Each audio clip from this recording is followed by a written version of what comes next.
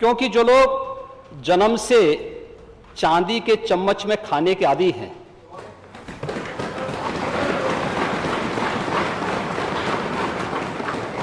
वे गरीब की समस्या को क्या समझेंगे। एक ग्राम देवता नमस्कार, सोने चांदी से नहीं किंतु तुमने मिट्टी से किया प्यार, हे ग्राम देवता नमस्कार। ये उसी किसान के लिए है, क्योंकि सोना चांदी से प्यार करने वाले लोग अन्नदाता किसान के महत्व को नहीं समझेंगे। किस माननीय सदन में इस मानसून सत्र में देश के अन्नदाता किसानों से संबंधित इस महत्वपूर्ण विषय पर आपने 3 दिवसीय इस चर्चा को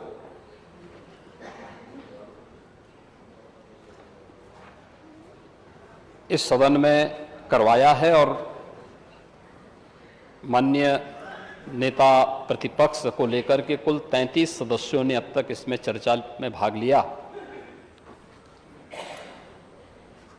मैं उन सभी माननीय सदस्यों और दलीय नेताओं का भी हृदय से धन्यवाद देता हूं, जिन्होंने बाढ़ और सूखा जैसे इन महत्वपूर्ण विषयों को लेकर के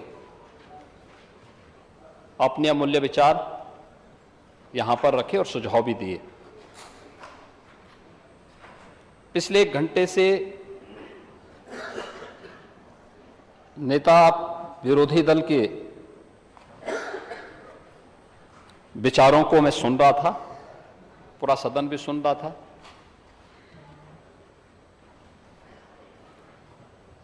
और 1 घंटे के भाषण में बाढ़ और सूखा से संबंधित मुद्दे पर उनको केवल गोरखपुर का जल जमाव याद आया, बाकी और कुछ भी नहीं याद आया था। और ये चीजें दिखाती हैं, मुझे नेता विरोधी दल के वक्तव्य को देख करके यही लगा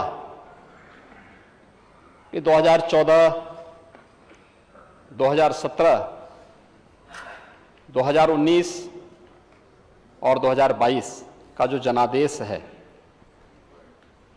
वो जनता ने वैसे ही नहीं दिया। और दुष्यंत कुमार ने इस पे एक बहुत अच्छी बात कही थी। महोदय दुष्यंत कुमार ने एक बात कही थी कि तुम्हारे पांव के नीचे कोई जमीन नहीं, कमाल यह है फिर भी तुम्हें यकीन नहीं।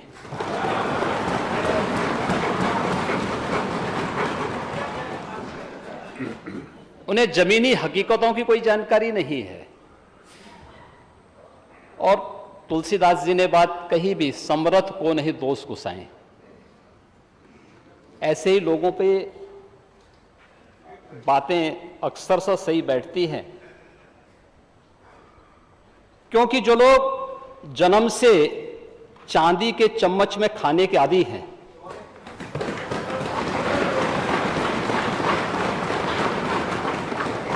वे गरीब की समस्या को क्या समझेंगे। ओह, मैं आ रहा हूं, वहां भी आ रहा हूं मैं भी। मुख्यमंत्री जी वे एक गरीब की पीड़ा को क्या समझेंगे, एक किसान की पीड़ा को क्या समझेंगे, एक दलित की पीड़ा को भी क्या समझेंगे, और अति पिछड़ों और पिछड़ों के साथ क्या इन्होंने व्यवहार किया था, ये किसी से छुपा हुआ नहीं है। ये तो पूरा प्रदेश जानता है, पूरा देश जानता है। महोदय, महान किसान नेता और भारत के पूर्व प्रधानमंत्री चौधरी चरण सिंह जी ने कहा था कि देश की प्रगति का मार्ग इस देश के गांव, गलियों, खेत और खलिहानों से होकर के जाता है। चौधरी चरण सिंह जी की बातों को वास्तव में समाजवादी पार्टी ने अपने कालखंड में थोड़ा भी ध्यान में रखा होता तो उत्तर प्रदेश के इतिहास में सर्वाधिक किसानों ने इनके कालखंड में आत्महत्या नहीं की होती।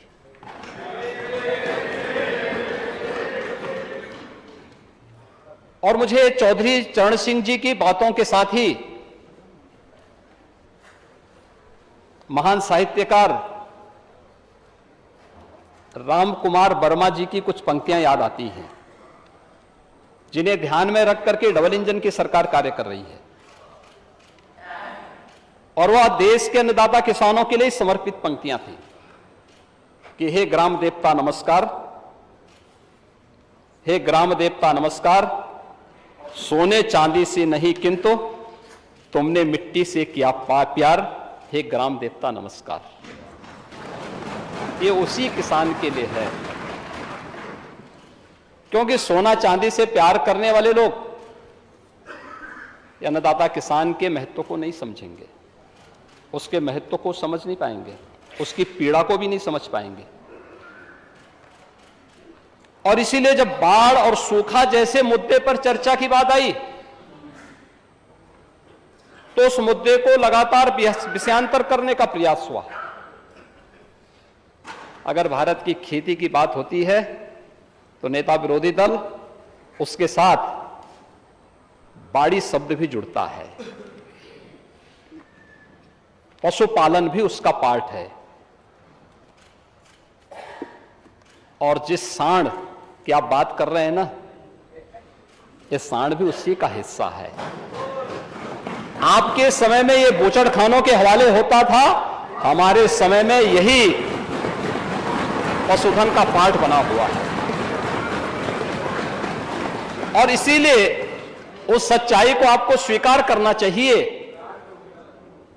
कि आप अपनी विफलता को छुपाने के लिए, कुछ पेपर की कटिंग थी, लगता है कि होमवर्क करते समय शिवपाल जी ने कुछ पुरानी कटिंग भी बीच बीच में रखवा दी है,